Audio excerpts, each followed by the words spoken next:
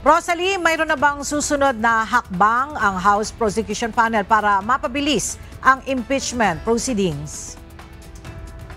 Ella, tinitimbang pa ng House Prosecution Panel kung ano yung susunod na mga hakbang sa mga ipinag-uutos ng Senate Impeachment Court kaugnay ng impeachment case laban kay Vice President Sara Duterte.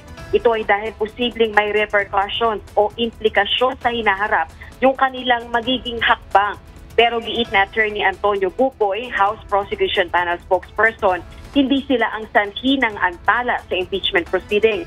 Sang-ayon din ito sa sinabi ni Chief Presidential Legal Counsel Juan Ponce Enrile na tila ayaw humarap sa paglilitis ng Vice Presidente dahil sa delay sa proseso ng paglilitis.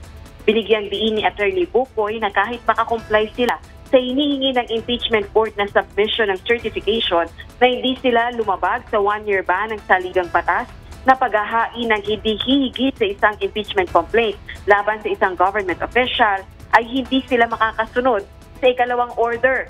Partikular na yung affirmation o patunay sa 20th Congress na isusulong pa rin nito ang impeachment complaint laban sa Vice Presidente. Ito ay dahil hindi pa niya nagko-convene ang 20th Congress. Kaya hindi maaaring sabihin ng House Prosecution Panel ang cause of delay sa impeachment proceeding. Inaasang sa mga susunod na araw, maghahain ng motion o manifestation ng House Prosecution Panel kaugnay ng kautusan ng Senate Impeachment Court. Balik sa iyo, Ella. Maraming salamat, Rosalie Coz.